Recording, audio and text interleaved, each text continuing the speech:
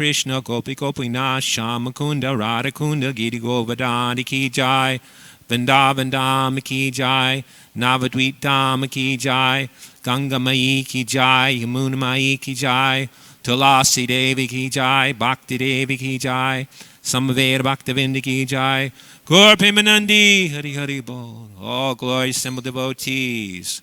All glory assembled devotees. All glory assembled devotees. All glory to Shishi, Guru, and Gauranga. Glory Srila Prabhupada. So we're reading from Srimad Bhagavatam, first canto, chapter 18, text 46. Om Namo Bhagavate Vasudevaya. Om Namo Vasudevaya. Om Namo Bhagavate Vasudevaya.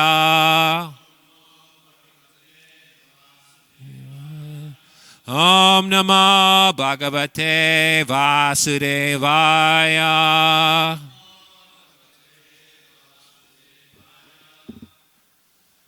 Dharma Palo Narapati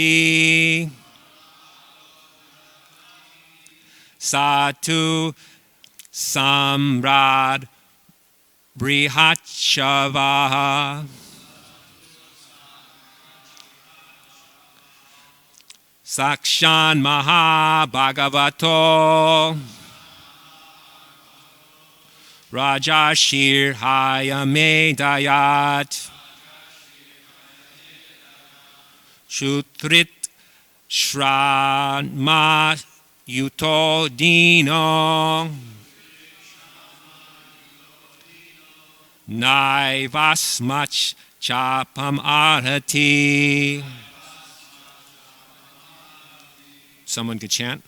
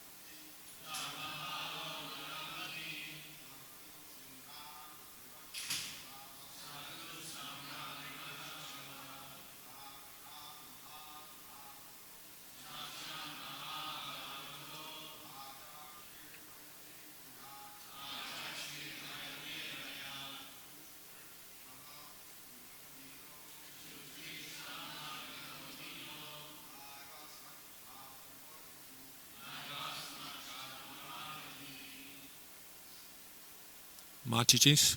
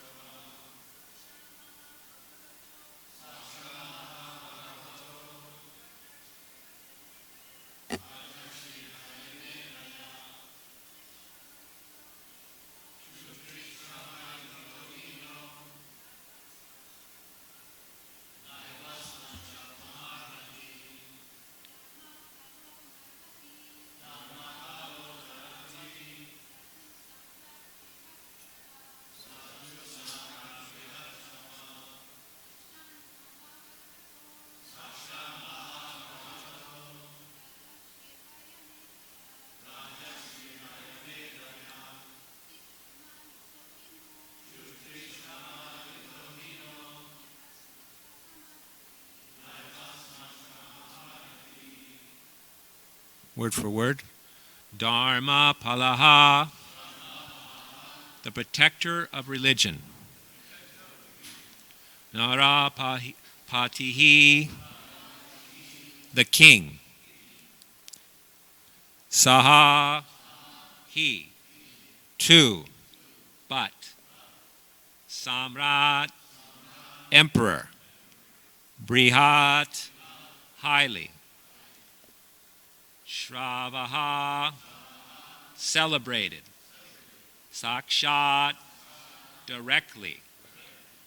Mahabhagavata, the first class devotee of the Lord. Raja Rishihi, saint among the royal order. Haya Medayat, great performer of horse sacrifices. Shrud, hunger. Trit, thirst. Shrama Yutaha, tired and fatigued. Dinaha, stricken. Na, never. Eva, thus. Asmat, by us. Shampam, curse. Arhati, deserves. Translation and purport by His Divine Grace A.C. Bhaktivedanta Swami Srila Prabhupada. Translation. The Emperor Parikshit is a pious king. He is highly celebrated and is a first-class devotee of the personality of Godhead. He is a saint amongst royalty, and he has performed many horse sacrifices. When such a king is tired and fatigued, being stricken with hunger and thirst, he does not all deserve to be cursed. Purport. After explaining the general codes relating to the royal position and asserting that the king can do no wrong and therefore is never to be condemned, the sage Samika wanted to say something about Emperor Parikshit specifically. The specific qualification of Maharaj Parikshit is summarized herein. The king, even calculated as a king only, was most celebrated as a ruler who administered the religious principles of the royal order. In the Shastras, the duties of all castes and orders of society are prescribed. All the qualities of a Kshatriya mentioned in the Bhagavad Gita 1843 were present in the person of the emperor. He was also a great devotee of the Lord and a self-realized soul. Cursing such a king when he was tired and fatigued with hunger and thirst was not at all proper. Shamika Rishi thus admitted from all sides that Maharaj Parikshit was cursed most unjustly. Although all the Brahmanas were aloof from the incident, still, by the childish action of a Brahmana boy, the whole world's situation was changed. Thus Rishi Samika, a Brahmana, took responsibility for all deterioration of the good orders of the world. Nama Om Vishnu Padaya Krishna Bastaya Bhutale Shrimate Bhaktivedanta Swami Niti Namane Namaste Saraswati Deve Gauravani Pacharne Nirvasesa Sunyavadi Vaskachate Shatarne. So in this purport, it mentions it refers to the qualities of a king. So this is very important. Vedic culture is very important because it elevates people to the position of a human being.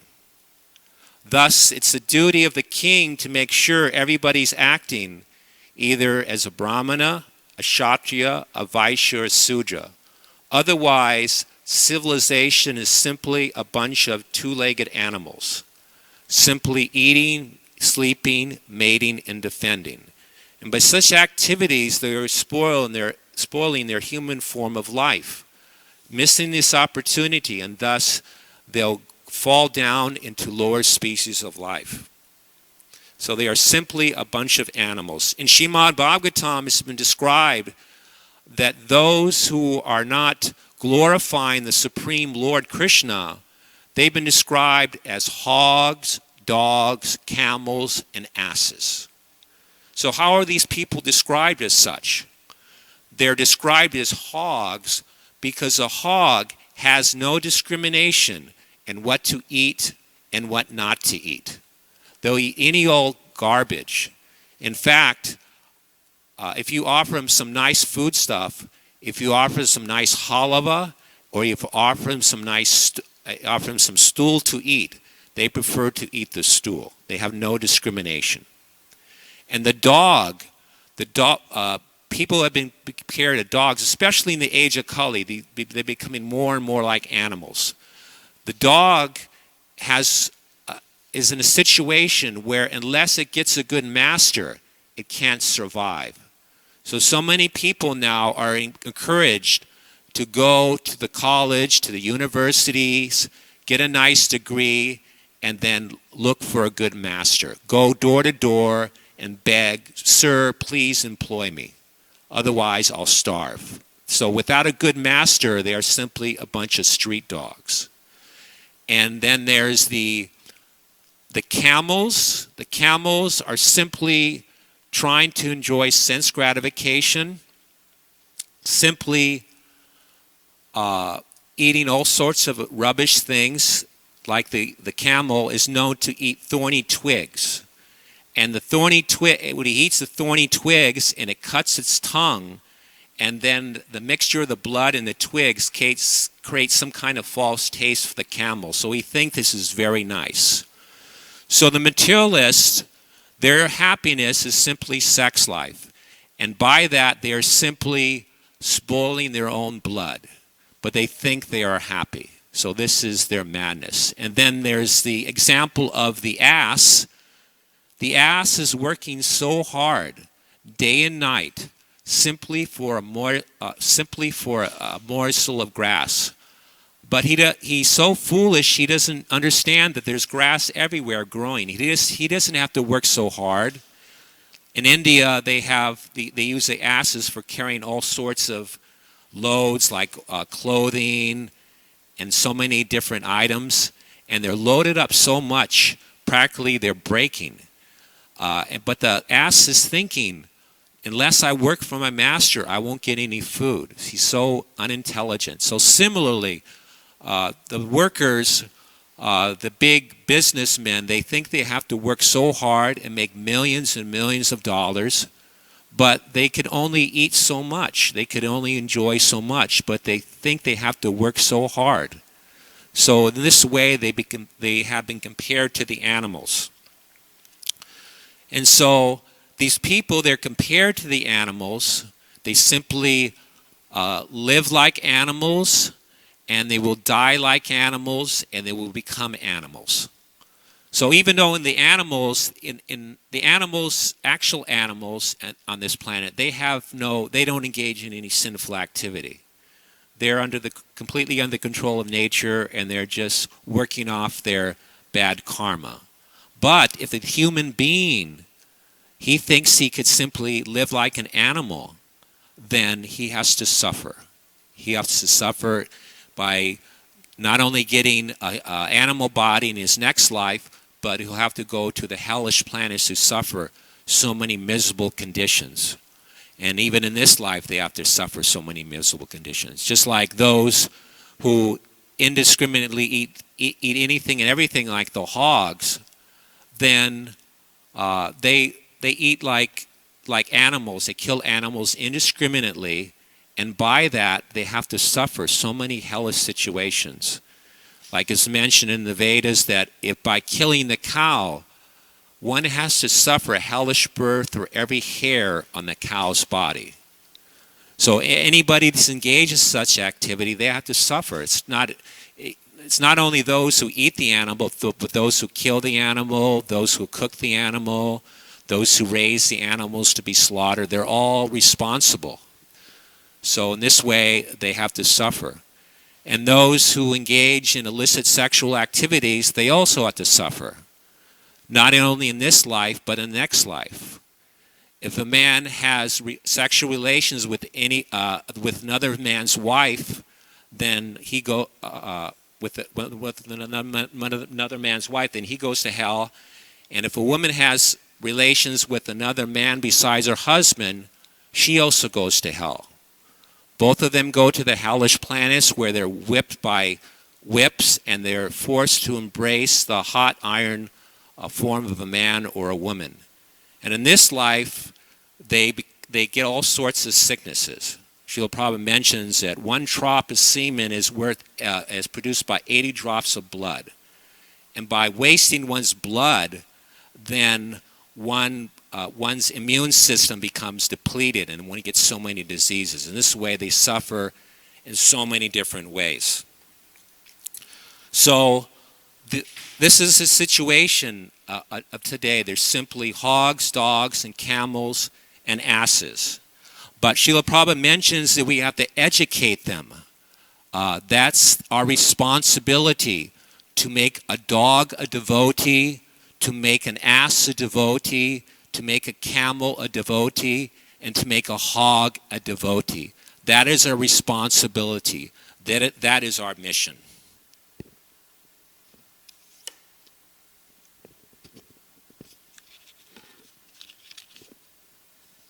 So the Kshatriya's position in this connection is very important.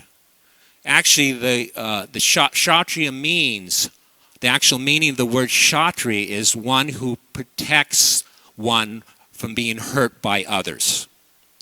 He's in the body is divided in different parts: the head, the arms, the belly, and the legs. And the Kshatriyas are the arms or the army. They protect one. Just like when something is coming towards one, one puts up his hands to protect one from harm. So this is the business of the Kshatriya. And he fights for the right cause. It's not this non-violence nonsense. No, he'll come forward whenever there's any opposition, any criminal activity. He comes forward and he deals with it. And it doesn't matter who they are. Like in the battlefield of Kurukshetra, Arjuna, he had a fight with his own brothers. So whether they're your brothers or your father, your grandfather, when you're a Kshatriya, you have to fight. You have to protect others from harm. And you face your enemy head on. You don't run as a coward. It says those who are brave, one of the qualities of Kshatriya is he's brave. So therefore, if he gets hit, he gets the wounds on his chest. And those who get wounds on their backside, they're known as cowards.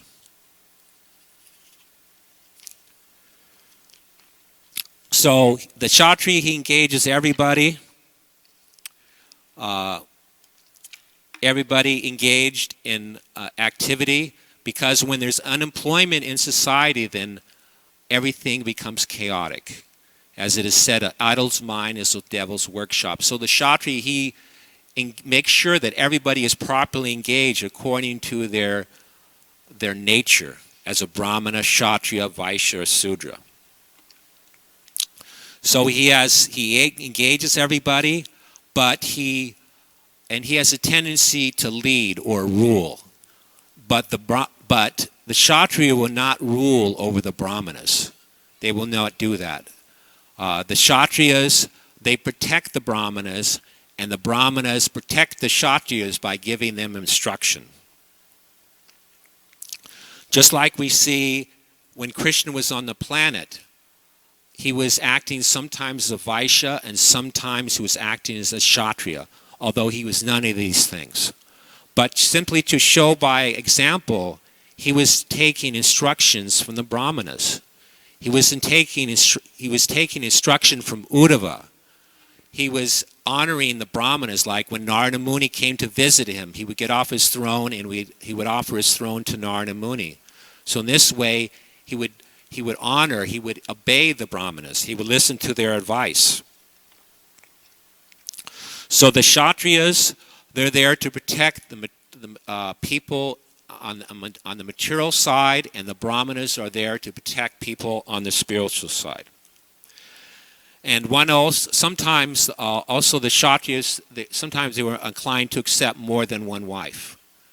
Just like we see Krishna, he accepted 16,108 wives. And so many Kshatriyas, like Krishna's father Vasudeva, he had 16 wives. But this was done not whimsically. Just like sometimes, I know there was talk in our society about some devotees in our society wanting to accept more than one wife. But the basic principle of all this, what Prabhupada mentions, is one has to get permission from his spiritual master. One has to get permission from the Brahmanas. One can't act independently. So whatever one does, how to rule the country, to get married, to have more than one wife, this has to be consulted with the spiritual master, with the Brahmanas, with one's father. One can't do things whimsically. And by doing things whimsically, things will fall apart. That's the problem with the monarchy in the age of Kali. Originally, thousands of years ago, they were listening to the Brahmanas. But when they decided to disobey the Brahmanas, or when the Brahmanas became fallen and their instruction became useless, then everything fell apart.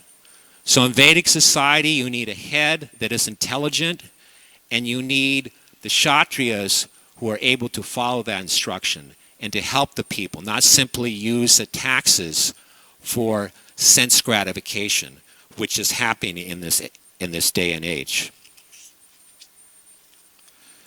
So in this way, they would rule the citizens. The Kshatriyas didn't engage in sense gratification. They didn't engage in divorce. Divorce is the occupation of the Sudra class. It's mentioned that the Brahmanas, Kshatriyas or Vaishyas, they don't engage in divorce. It probably mentions even today this is only accepted by the Sudra class. So they controlled their senses, not as much as the Brahmanas, but they were known as the twice-born.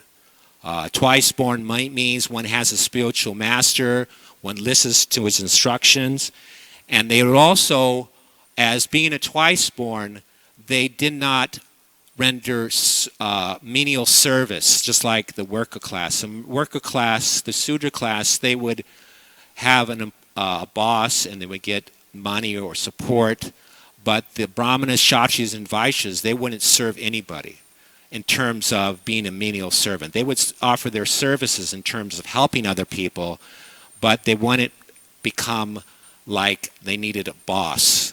No, but they were independent. And so the Kshatriyas, they would get their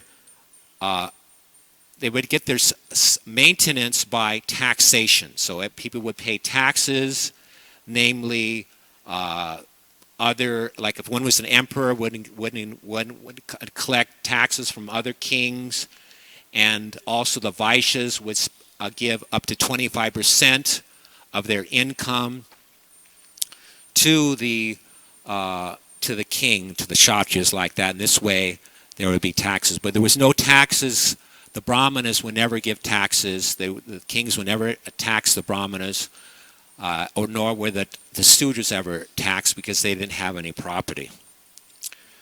So this material world is such a horrible place, and the instruction of this is given by the Brahmanas. That's why they're so important in society. Without the head, one will simply go on with their sense gratification and not think of the higher values of life. So the Brahmanas, they teach us that here in this material world there is danger at every step. But by approaching the abode of the lotus feet of the Lord, one could cross over this material existence, which is just like a great ocean. And one could attain Param Padam, Vaikuntha, the place where there is no miseries, not the place where there is danger at every step. So this is a verse mentioned in the 14th chapter of the 10th canto. So there's danger at every step, just like in the war field. There's danger at every step. Any moment one could be shot. Any moment one could step on a mine and be blown to bits. So there's danger. So any time, any place in this material world, you could be attacked. Just like we are sitting here, and we think we're very secure. Of course, with Krishna, that's being the most secure. But still, if there's some kind of disturbance, we're afraid. Like if things start shaking, there's an earthquake, we start running out, we start doing this or that. So there's danger.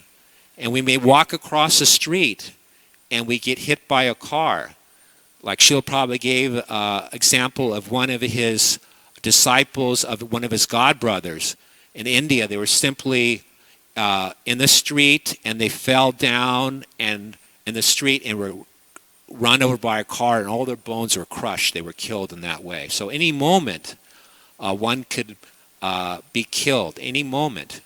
And this place is temporary. So this is mentioned in the Bhagavad Gita as a temporary place that is full of misery.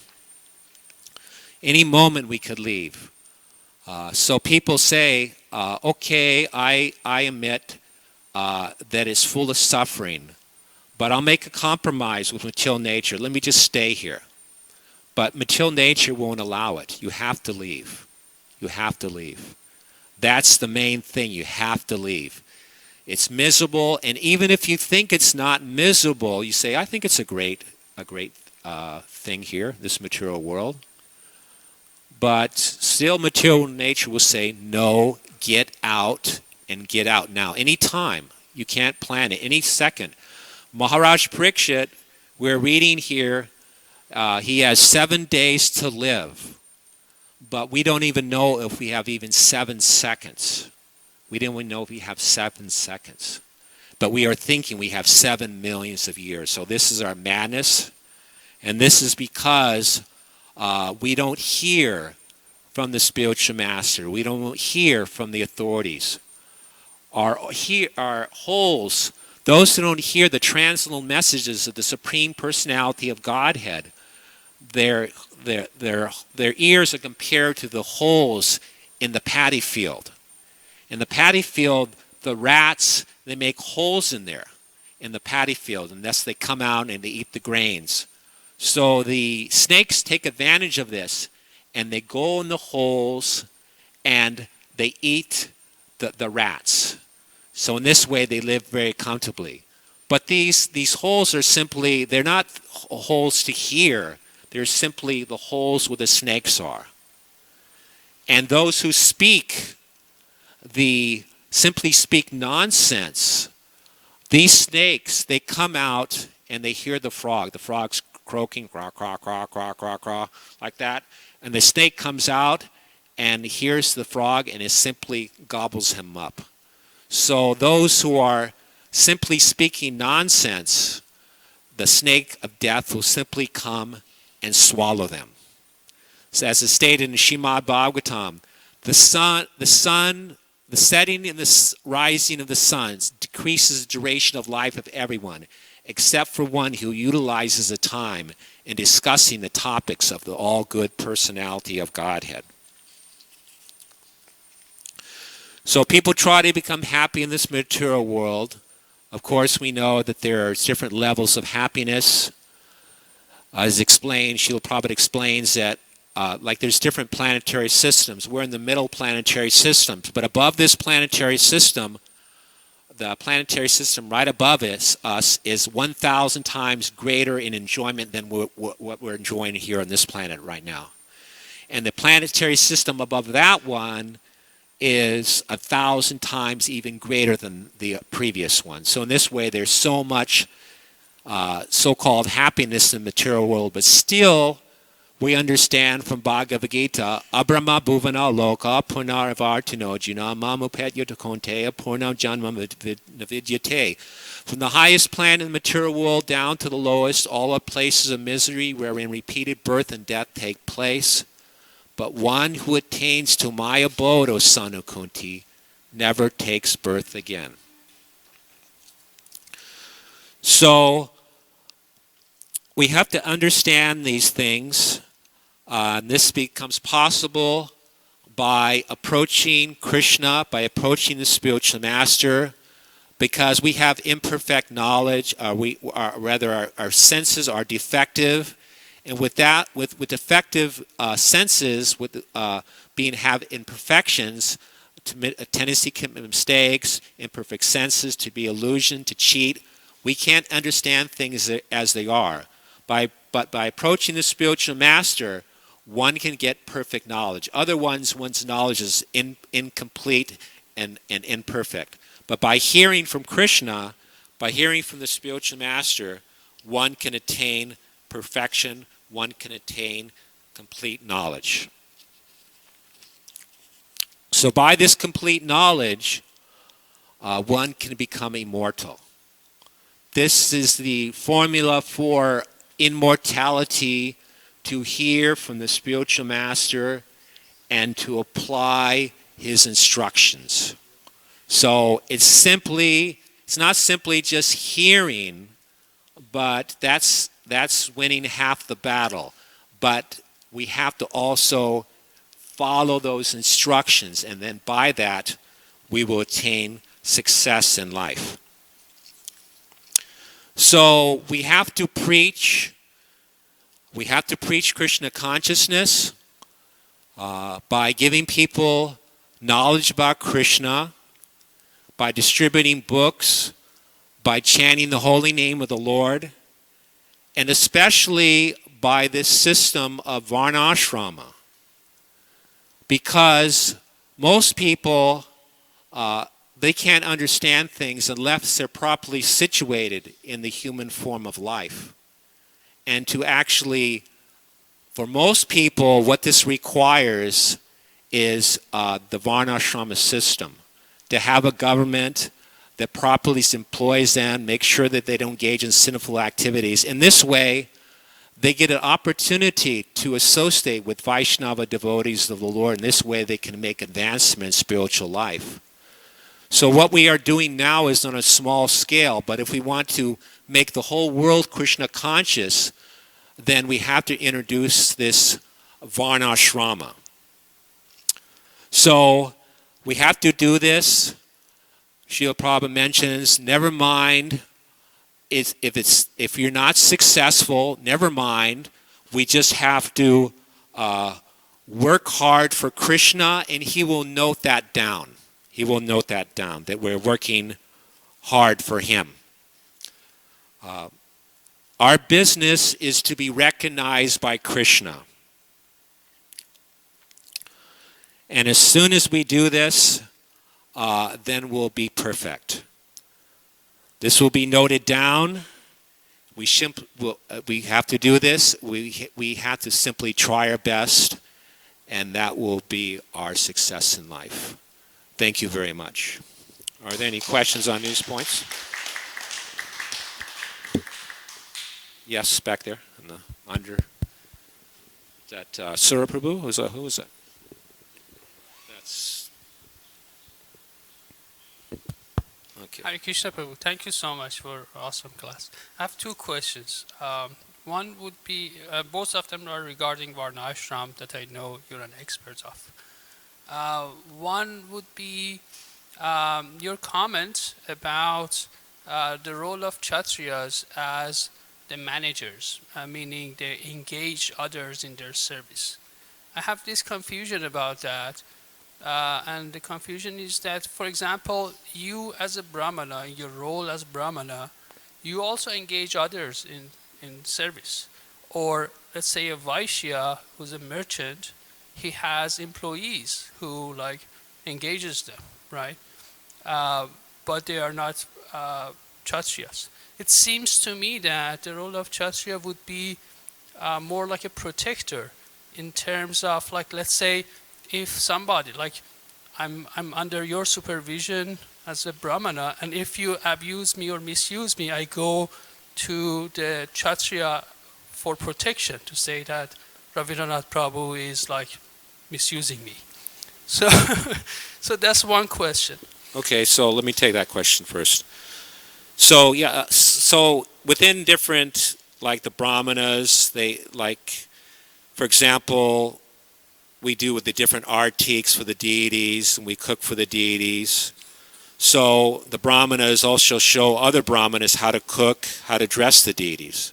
It's not that the kshatriyas are engaging in like micromanagement like that, but they oversee the whole society in terms of, like, if somebody is claiming to be a brahmana, but he's acting like a sudra. Like, let's say I'm a brahmana, but he's not engaging, he's taking intoxication, for example, but he's doing pujas too. So, like you may have a brahmana, like I was doing one puja once, and they has some family wanted their priest to come over too to help out a few things. So he did a few little things or whatever, but he smelled like wine to me. So that's not, so the Kshatriyas would check those types of people. They would check those. But as far as the specific management within the Brahmana community or the Vaishya community or the Sudra, even among the Sudras, then they would be helped within members of that community. It's not that the Kshatriya would, but he would, as a general rule, he would manage all the society, make sure that they're properly engaged in their occupation and they weren't cheating and they weren't saying one thing and doing another. And what was your other question? The other question, like, I understand when a Kshatriya has, for example, a closet full of a few dozen suits or drives the fancy car, because these are all facilities that help him in his service. How does having multiple wives, like at least used to be the case, help a Kshatriya in his service? How does that help a Kshatriya? Why does it necessitate to have multiple wives? Well, the basic principle in Vedic society that all women should get married. So in this way, he protects the women and takes care of them. Otherwise, what happens in society nowadays is the women are simply being exploited as girlfriends, and this way they're not becoming Krishna conscious. So in this way, he helps people maintain religious principles, and so that's his duty. So, of course, all these things, they're very much attached to sense gratification also. So that's why it's recommended that, like the Kshatriyas, they would also renounce, at a certain age, they would go to the forest and they would renounce their activities. It's not like they were engaging in household life all their lives. No, as we see nowadays. Just like the modern politicians, they're in their 70s and then their 80s, and they have they still have their family life, and they just go on to the end. But Kshatriya wasn't like that. So, but they're in the mode of passion, so they have their propensity. But if they gauge according to religious principles, then you could be released from that. But if you don't, if you simply engage in sense gratification, which is what's happening in this day and age, you will simply become an animal in your next life and suffer like anything. So this is to actually help society. And this is Krishna's recommendation. And any other questions? Is that Brigapati? Yes, Ruth, thank you. Mostly I have a comment and a small question. The comment is, thank you very much for an amazing bona fide and parampara class. That's the comment. And the question is, when you were talking about those who don't use their ears to hear the messages of the Supreme Personality of Godhead, of ear holes and the example you gave, it just didn't ring a bell. I mean, my memory is that in the Bhagavatam it says that they have ear holes like a snake, and then you kind of elaborated upon that.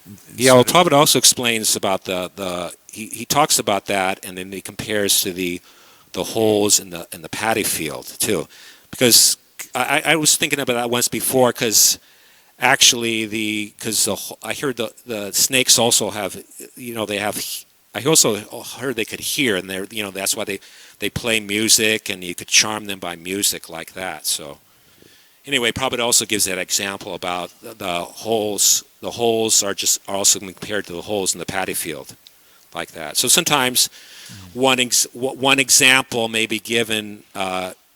Anyway, different examples or may have different. What something's presented, and they may be different examples. Okay. Yeah. Same thing. Okay. Anybody else have any questions? Yeah. Thank you for the wonderful class, Prabhu. How you said that the formula for immortality is to hear from the spiritual master and follow his instructions. Yes. But how does that guarantee immortality if we're already immortal as spiritual? No, beings? because we are immortal. So, as Krishna says in the Bhagavad Gita, never was there a time when I did not exist, nor all these kings, nor in the future shall any of these cease to be. So we are actually immortal. This body is temporary. So one may say that I also see that the devotees are also dying. And Prabhupada says that yes, the body is dying, but they're living forever. So this is simply a temporary situation. And when the devotee dies, he's simply with Krishna, just like lightning and thunder. It's just simultaneous, and just one goes back to home, back to Godhead. So we are actually immortal, but this body is temporary, is mortal, but we are not these bodies. So by hearing from the proper source, one could again attain is actually immortality. Okay? Okay, yes.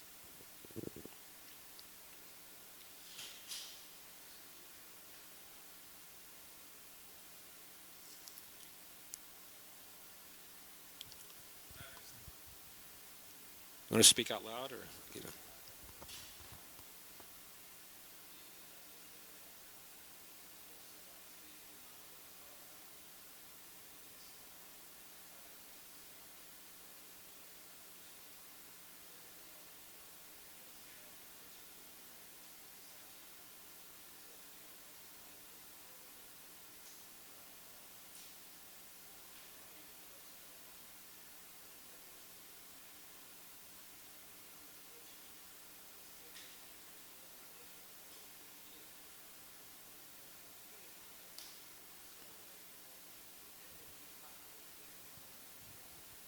what's your question?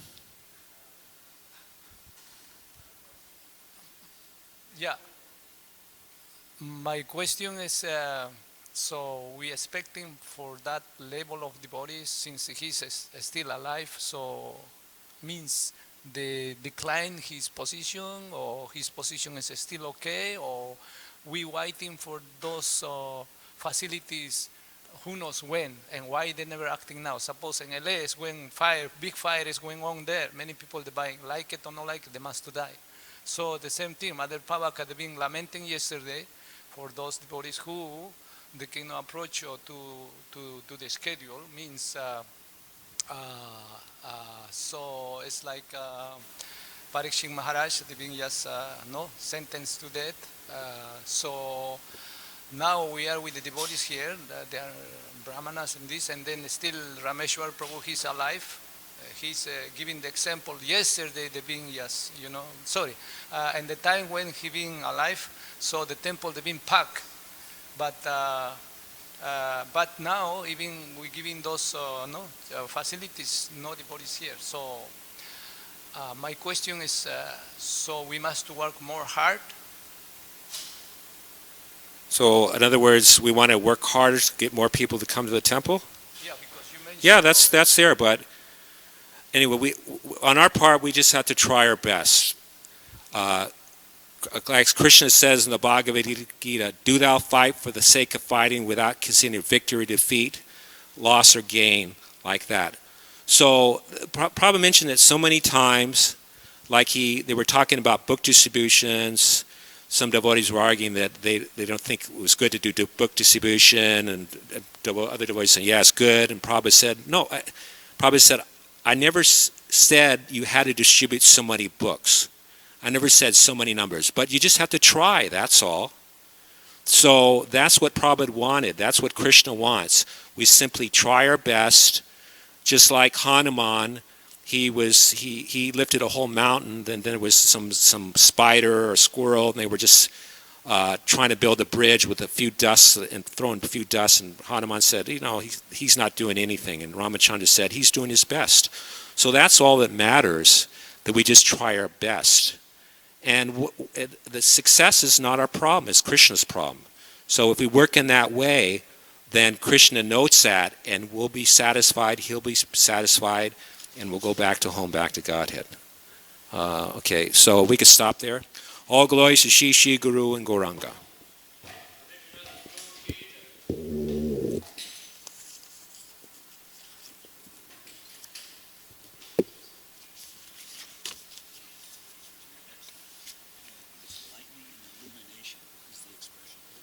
Illumination, okay.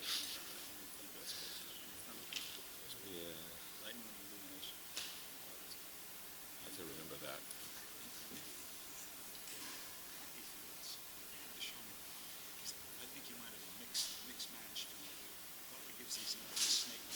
But you heard the story about the snake and going to the paddy field, right?